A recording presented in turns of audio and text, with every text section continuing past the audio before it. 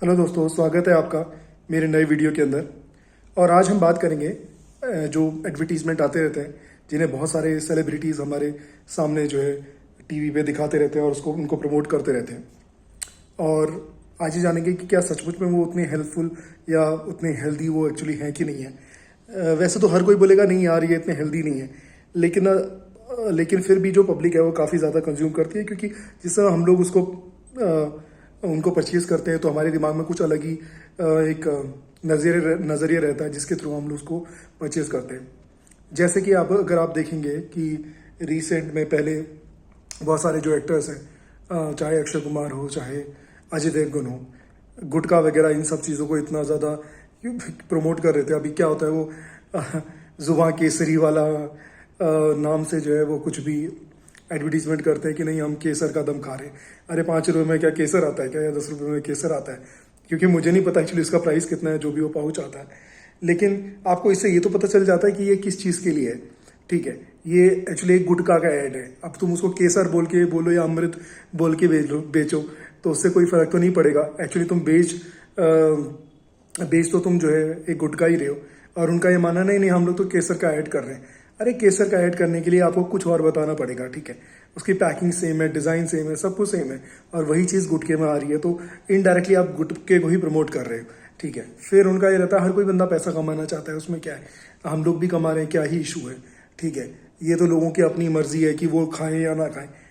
लोग खाएं ना खाएं ये एक अलग चीज़ है, एक अलग ही बात है। लेकिन जो है छोटे से लेकर बड़े तक, छोटे बच्चों से लेकर बड़े तक हर कोई आपको आइडलाइज करता है। वो आपको एक सुपर हीरो समझते हैं क्योंकि आप स्क्रीन पर दिखते हो, उनके काफ़ी आप इन्फ्लुएंस कर पाते हो उनको। ठीक है, जब तक किसी को समझ आता है कि यार ये चीज़ें गलत हैं या सही है, तब तक वो रास्ता भटक जाता है। ठीक है, तो उसको क्या समझ आएगा कि यार ये कि इसके अंदर आपका केसरी डाल रखा है कि इसके अंदर कोई केमिकल चीज़ें इसमें डाली गई हैं और उसका सेहत के लिए कितना हानिकारक प्रभाव पड़ेगा।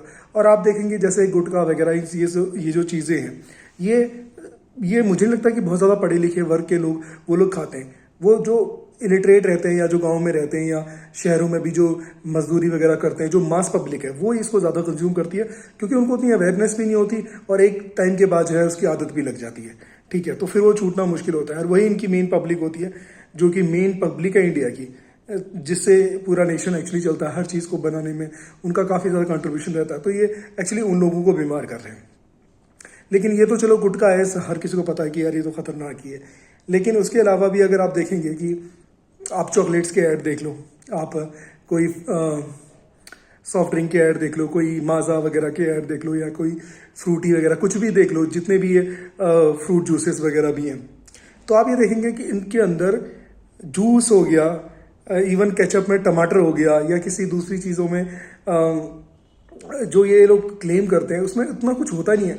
जो मेन जो इंग्रेडिएंट रहता है वो सारा का सारा शुगर रहता है। चॉकलेट के अंदर चॉकलेट नहीं है, नहीं पता नहीं कितने परसेंट तक, मेरे ख्याल से कम 30% से ऊपर ही रहती है। वो ज़्यादातर तो उसमें शुगर ही रहती है। और अगर आप इनकी बात करोगे, नहीं नो जैसे आलिया भट्ट का भी आपने सुना, नो इसमें शुगर है, मैं तो शुगर कंज्यूम ही नहीं करती। अरे तू शुगर कंज्यूम नहीं करती लेकिन तेरे सारे ऐड तो उसी के हैं। तो इस तरीके से लोगों को बिल्कुल भरमाते हैं, जिससे कि लोगों की हेल्थ पे बात आ जाती है। लोगों को पता नहीं रहता, या पता भी रहता है तो मतलब एक एडिक्शन भी आ जाता है। और ये इस तरीके से उसको टेम्पटिंग करके दिखाते हैं कि यार सच में पता नहीं क्या ही चीज़ है। तो आई थिंक ये लोग खुद तो अपनी लाइफ में कुछ और ही यूज़ करते हैं और कुछ और ही दूसरे प्रोडक्ट यूज़ करते हैं, लेकिन पूरी दुनिया को ये सिखाते रहते हैं कि नहीं ये खाओ, ये यूज़ करो, इसमें केसर का दम है, इसमें जो है चॉकलेट का ये फ्लेवर है, इसमें जो है माजा से रिफ्रेशनेस आ जाती है, इसमें आम का टेस्ट है। तो ये बहुत ही एक गलत ही एनवायरनमेंट है। और पता नहीं गवर्नमेंट भी इसके ऊपर क्या ही करती है, क्योंकि गवर्नमेंट भी इन्हीं कंपनीज के दम पे तो चल रही होती है, और पूरी जो भी कंपनीज रहती हैं उनका पूरा इन्फ्लुएंस रहता है गवर्नमेंट के ऊपर। ठीक है, क्योंकि गवर्नमेंट भी क्या है, एमपी हो गए, मिनिस्टर्स हो गए, उन्हीं के दम से जो पावर में सत्ता में लोग बैठते हैं या जो अपोजिट में भी बैठते हैं, तो कहीं ना कहीं उनकी फंडिंग होती रहती है। तो वो इस चीज़ के लिए कभी भी एक सख्त कानून लेके ही नहीं आते, स्पेशली इंडिया में तो नहीं ला पाते, जिसका असर सभी पे होता है। अब आप बहुत सारी चीज़ें देखो, हम लोग सोशल डिस्क्रिमिनेशन की बात करते हैं, हम लोग बोलते हैं कि नहीं यार फॉरेन में या कहीं और दूसरी जगहों में इंडियंस को ऐसा बर्ताव किया जाता है, बहुत सारी चीज़ों में उनको जो है इग्नोर किया जाता है, उनको जो है रेसिज्म किया जाता है। लेकिन आप देखो इंडिया में खुद इतना रेसिज्म है, हर चीज़ में फेयर एंड लवली से लेकर हर एक चीज़ आपको गोरा बनाने में तुली हुई है, ठीक है। क्योंकि हम गोरे से इतना ज़्यादा एडिक्टेड है, इतना ज़्यादा इन्फ्लुएंस है कि हम हर चीज़ में वही देखते हैं। और जो जो जो प्रोडक्ट उस चीज़ को आपको दिखाता है कि हाँ यार ये प्रोडक्ट आपको शायद उस चीज़ को करने में सक्षम करेगा, या आपके मन में जो चीज़ें हैं उस चीज़ को एक हिसाब से एक वो हवा देता है, तो आप उन चीज़ों की तरफ आप अपने आप जो है एडिक्टेड या अट्रैक्टेड हो जाते हो, ठीक है। नहीं तो देखो फेयर एंड लवली की इतनी ज़्यादा कमाई, इतना ज़्यादा टॉप में कैसे बिक गया, जबकि पता है कि यार उससे कुछ कभी कोई गोरा नहीं हो सकता। जो नेचुरल कलर है वो कोई गोरा नहीं हो सकता। तो सम हाउ आई फील कि this is really bad for India. और इवन अगर आप देखेंगे बहुत सारे हीरो हीरोइंस, वो सारे के सारे पहले काले होते हैं, सडनली वो गोरे हो जाते हैं। अभी कितनी सारी सर्जरीज आ गई, कितनी सारी चीज़ें दूसरी आ गई हैं, विच एक्चुअली सम और the other way they promote. Korea वगैरह में तो वहाँ पर तो वो लोग प्रमोट करते ही हैं, लेकिन इंडिया में समहाउ मुझे लगता है कि अभी तो क्रीम के फॉर्म में है, लोग छुप छुपा के सर्जरीज करते हैं। और बहुत सारे सेलिब्रिटीज इसको अभी के टाइम पे तो नहीं बताते कि हमने ऐसा किया है, लेकिन मुझे ऐसा लगता है कि हम लोगों को जो भी हम प्रोडक्ट कंज्यूम करते हैं, जो भी चीज़ें हम लेते हैं, तो आई थिंक हमको थोड़ा सा सेंसेबल तरीके से समझना चाहिए कि यार ये सचमुच में ये ऑथेंटिक है कि नहीं है, ठीक है।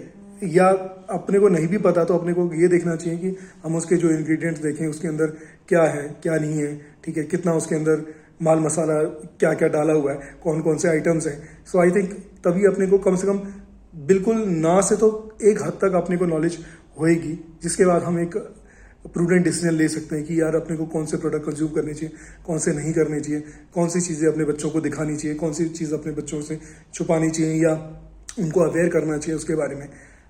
और सिर्फ जस्ट आइडलाइजिंग करना किसी भी स्टार को, आई थिंक ये तो अपन लोग समझदार हो गए तो शायद अपन लोग उतना ज़्यादा ना करें, लेकिन जो नए नए बच्चे हैं उनको तो शुरू से ही रहता है कि अरे यार ये ऐसा करता है, देखो इसका स्टाइल कैसा है, ये चीज़ें कंज्यूम करता है तो उसको भी वो चाहिए। सो आई थिंक समहाउ उनको ये एजुकेट करना चाहिए कि यार आप जब भी कोई चीज़ देखो तो आप उसके बारे में थोड़ी सी रिसर्च करो, इसके अंदर कितनी सच्चाई है। फ्रूट जूसेस के अंदर ही लगा लो, आधे से ज़्यादा शुगर भरी पड़ी है, जिसको हम लोग बताते हैं, वो कहीं से भी जो नेचुरल फ्रूट्स हैं उसके कंपैरिजन में वो कहीं से भी फिट नहीं बैठते। कभी कभार कंज्यूम करना it is fine once in a while, but आप उसको रेगुलर तौर पे अगर आप उसको कंज्यूम करेंगे तो then it will impact your health. और सबसे ज़्यादा आई बिलीव कि सबसे अच्छा जो रहता है वो घर का खाना ही रहता है। तो अपने को मुझे लगता है कि अपने को जो है सिर्फ स्टार्स को आंख बंद करके फॉलो नहीं करना चाहिए, हमको उसके पीछे थोड़ी सी सच्चाई, थोड़ी सी रिसर्च करके ही उन चीज़ों को अपनी डेली लाइफ में इनकॉर्पोरेट करना चाहिए। So I think this is my view. आप क्या सोचते हैं इसके बारे में आप मुझे कमेंट बॉक्स में बता सकते हैं। तो ये था आज का टॉपिक जिसके ऊपर हम लोग मुझे लगता है कि हम लोगों को थोड़ा सा सोच के ही अपने बारे में सोच के ही अपनी लाइफ में उसके हिसाब से चेंजेस लाने चाहिए। और आई थिंक तभी हमारी लाइफ बेहतर हो सकती है। आपके कुछ भी कमेंट्स हों, आप कुछ भी सोचते हैं इसके बारे में, तो आप मुझे कमेंट बॉक्स में बता सकते हैं। तो दोस्तों आज के लिए इतना ही। Thank you so much for watching. Take care, bye.